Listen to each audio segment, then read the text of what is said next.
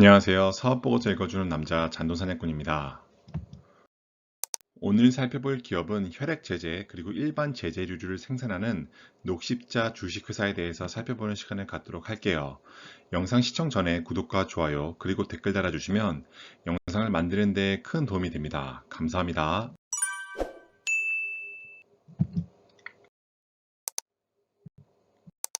1969년도 11월 1일에 설립된 회사로 의약품 제조 및 판매를 주 영업으로 하는 회사인 것을 알 수 있습니다. 연결 종속 회사를 보면은 총 11개사인데 그 중에서 가장 큰 회사들을 찝어보면 녹십자 웰빙, 녹십자 MS, 녹십자 랩셀 등이 있는 것을 알 수 있어요.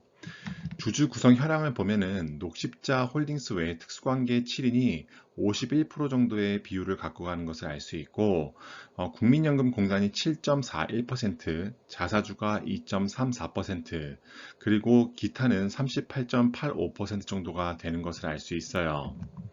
실제 거래량을 살펴보면은 삼성바이오로직스보다는 조금 높은 거래량을 보이고 있지만 셀트리온보다는 조금 낮은 거래량을 보이고 있어요. 절대적인 수치로 봤을 때는 시장에서 큰 관심을 받고 있는 상황이 아니라는 것을 알 수가 있습니다. 유가증권 시장에는 89년도에 상장이 된 것을 알 수 있고 본사는 용인시 기흥구에 있어요. 사업 부문별 매출액 추이 및 운용 현황입니다. 보시는 것처럼 혈액 제재류가 가장 높은 34.1%로 1위의 매출을, 백신 제재가 2위, 일반 제재가 3위, 그 다음이 OTC류가 4위의 매출 비중을 갖고 가는 것을 알 수가 있어요. 실제 국내의 매출 비중도 살펴보면은 국내는 80%로 해외 매출의 한 4배 이상을 갖고 가는 것을 알 수가 있어요. 따라서 녹십자라는 회사는 해외의 비중이 조금씩은 늘어났지만 아직까지는 국내 중심의 회사라는 것을 알 수가 있습니다. 사업 부문별 시장 여건입니다. 우선 특성을 살펴볼게요. 고부가가치 산업으로 전형적인 내수 산업에서 시작했지만 최근 들어서 해외 수출이 증가하는 추세를 보이고 있습니다. 다국적 제약사는 공격적인 마케팅에 나서고 있고 국내 시장 점유율을 급팽창시키고 있는데 이에 따라서 기술 개발 능력 함양이 절실히 요구되고 있는 사업인 것을 알 수가 있어요. 2005년도 이후에는 연평균 6%대의 성장성을 보이고 있는 제약 산업인데요. 앞으로도 연평균 4에서 7%의 성장 속도를 보일 것으로 예상되고 있습니다. 경쟁 요소를 이어서 살펴보면은 다국적 제약 업체의 신규 참여가 가속화될 것으로 예상이 되는데 그 이유는 외국인 투자가 100% 가능해졌기 때문입니다. 마지막으로 시장의 특성을 보면은 녹십자사는 혈액 제제와 백신 제제를 필두로 하는 전문 의약품과 일반 의약품 등의 의약품을 제조 및 판매하는 회사로서 실제 이 회사가 전문 의약품에 조금 더 포커스를 둔 매출의 비중이 더 큰 회사라는 것을 참고로 알고 넘어가시면 좋을 것 같아요. 다음은 비용의 성격별 분류입니다. 보시는 것처럼 급여부터 시작해서 무형자산 삼각비는 고정비의 성격이 강한 비용이라는 것을 알 수가 있는데요. 이것들의 합이 약 19%가 되기 때문에 다시 말해서 변동비의 비중은 100에서 19를 뺀 81%가 된다는 것을 알 수가 있어요. 이 변동비 중에서도 가장 큰 비중을 차지하는 것이 원재료 가격인데요. 그렇기 때문에 원재료 가격 변동 추이를 살펴보는 것이 회사의 비용의 추이에 대해서 예측할 수 있는데 중요한 자료가 될 수 있습니다. 보시는 것처럼 플라즈마 TIG와 HBIG, 그 다음에 농축 글리세린 같은 경우에는 해가 지날수록 가격이 급격하게 증가한 것을 알 수가 있어요. 물론 플라즈마 KRC와 부활한 같은 경우에는 해가 지날수록 가격이 소폭 하락한 것을 알 수가 있지만 상승한 것들의 품목의 가격의 상승폭이 더 크기 때문에 회사는 비용의 측면에서 조금 압박을 받을 수 있는 상황이라는 것을 예측해 볼 수 있습니다. 파트 2 재무제표 분석입니다. 재무상태표를 보고 증감 내역을 확인하자인데요. 자산은 부채 플러스 자본이라는 식에서 시작합니다. 우선 보시는 것처럼 좌측 상단의 K거 기준으로 살펴봤을 때 자본금은 0%대의 성장률을, 자본은 4%, 부채는 14%씩, 자산은 9%씩 성장한 것을 알 수가 있어요. 그래서 2020년도를 기준으로 살펴보면은 실제 회사의 자본금이 584억 원일 때 부채는 8,821억 원이었고 지배주주 지분의 자본이 1조 1천억 원이었던 것을 알 수가 있어요. 부채의 상승률이 조금 컸지만 그럼에도 불구하고 아직까지는 지배주주 지분의 자본의 비중이 부채보다는 큰 것을 알 수가 있어요. 다시 말해서 레버리지를 크게 사용하지 않는 상황인 것을 알 수가 있습니다. 비용을 빼고 남는 돈이 얼마 있는지를 알 수 있는 영업이익률인데요. 2017년도에는 7%의 영업이익률을 보이던 것이 18년도, 19년도, 그리고 20년도에는 3%대 굉장히 낮은 영업이익률을 보인 것을 알 수가 있습니다. 2021년도에 예상되는 영업이익률은 7.6%로 17년도보다도 높은 수준의 영업이익률을 보일 것이라고 예상을 해볼 수 있는데요. 그렇지만 절대적인 수치로 봤을 때 7.6%라는 영업이익률 자체는 높은 수준의 영업이익률은 아니라는 점 참고하시면 도움이 될 것 같아요. K교 기준으로 살펴봤을 때 매출액은 매년 6%씩 성장할 때 영업이익은 9%씩 성장한 것을 알 수 있습니다. 매출에서 외상 비중이 얼마만큼 되는지를 살펴볼 수 있는 매출 채권 비율인데요. 2016년부터 2021년도까지 계속해서 20% 후반대의 매출 채권 비율을 보이는 것을 알 수가 있습니다. 실제 매출액이 매년 6%씩 성장할 때 매출 채권 및 기타 채권은 7%씩 조금 더 큰 폭으로 성장했다는 것 또한 아래 그래프에 대한 같은 의미를 표현하고 있다고 볼 수 있을 것 같아요. 제품과 서비스를 만들려면 생산시설이 필요한데 우리는 그것을 요무형 자산의 비중으로 살펴보고자 합니다. 실제 녹십자사의 유형자산의 비중은 40%대를 계속 왔다 갔다 하는 것을 알 수가 있고 무형자산의 비중이 계속해서 6%에서 7%대를 왔다 갔다 하는 것을 알 수가 있어요.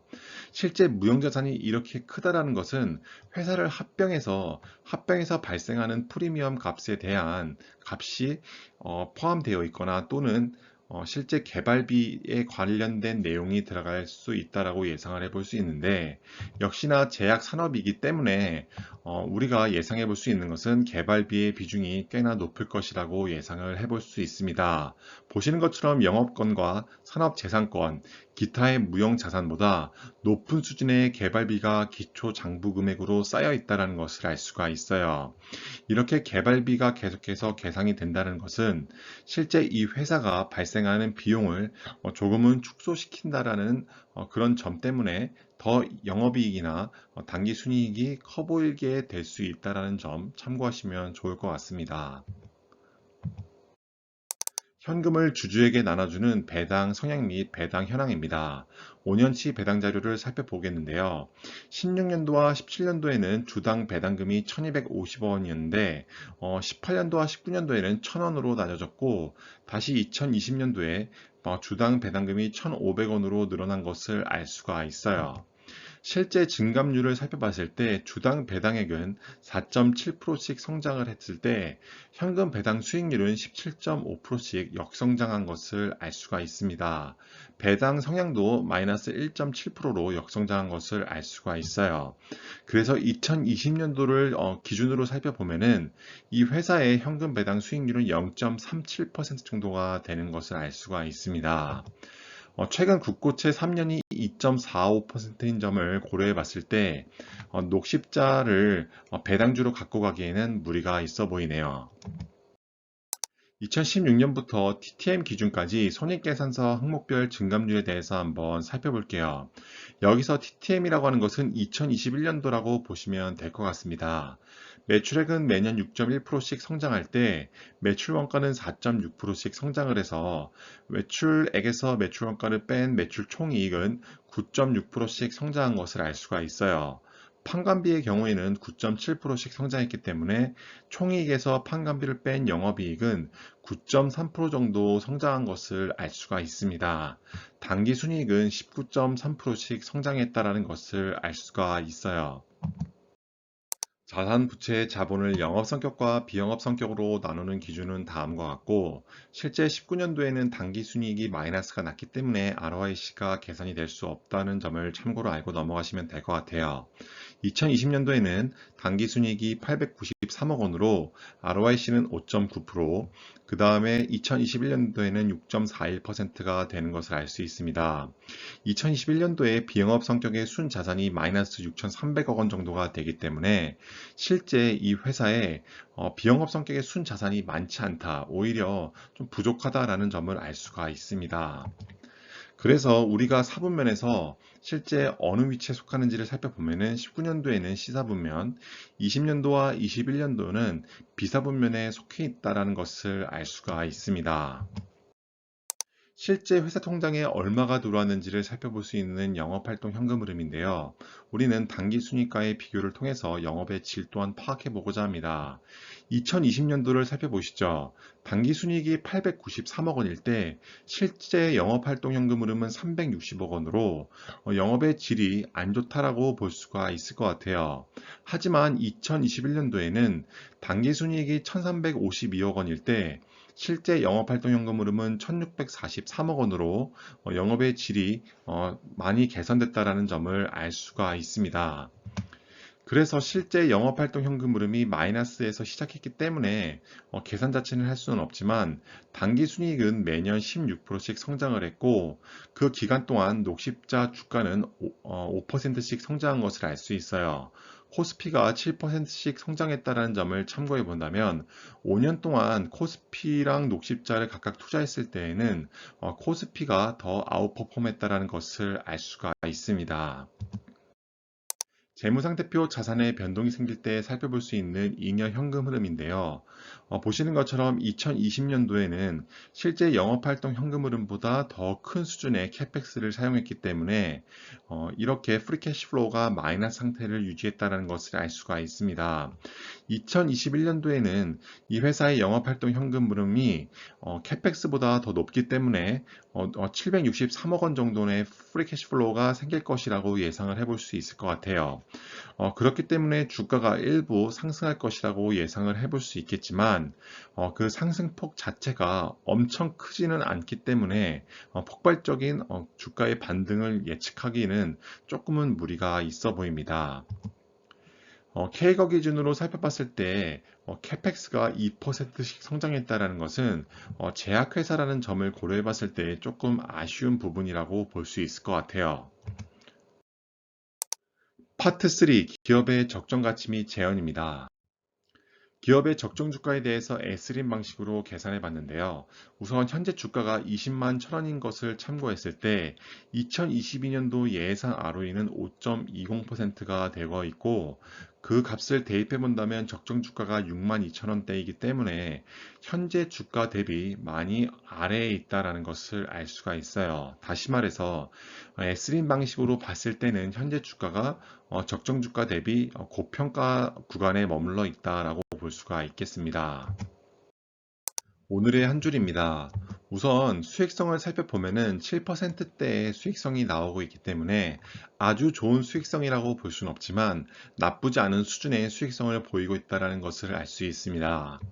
기업의 성장성을 보면은 제약산업 자체가 향후 계속해서 성장성이 있는 분야이기 때문에 녹십자사도 제약사에 속해 있는 한 기업의 성장성 자체는 나쁘지 않을 것이라고 예상해 볼 수 있을 것 같아요. 하지만 S림 기준으로 봤을 때 실제 이 회사는 저평가 여부에서 조금 고평가 구간에 머물러 있다는 점을 알 수가 있습니다. 배당 성장성을 봤을 때에도 배당 성장 자체가 엄청나게 높은 수준을 유지하고 있지 않다라는 점, 최근 5년 동안 꾸준히 상승하지 않았다는 점 때문에 별 2개가 적당할 것이라고 생각해 봤습니다. 재무 건전성을 봤을 때에도 실제 이 회사가 비영업 성격의 자산들이 마이너스라는 점, 물론 현금성 자산이 1,800억 원대에서 2,000억 원대가 있다는 점 때문에 회사 자체에 위기가 올 가능성은 그다지 높지 않지만 재무 건전성 자체는 아주 좋다라고 볼 수는 없을 것 같아요. 지금까지 녹십자 분석 영상 봐주셔서 감사드리고 해당 영상이 조금이라도 도움이 되셨다면 구독과 좋아요 그리고 댓글 부탁드리겠습니다. 감사합니다.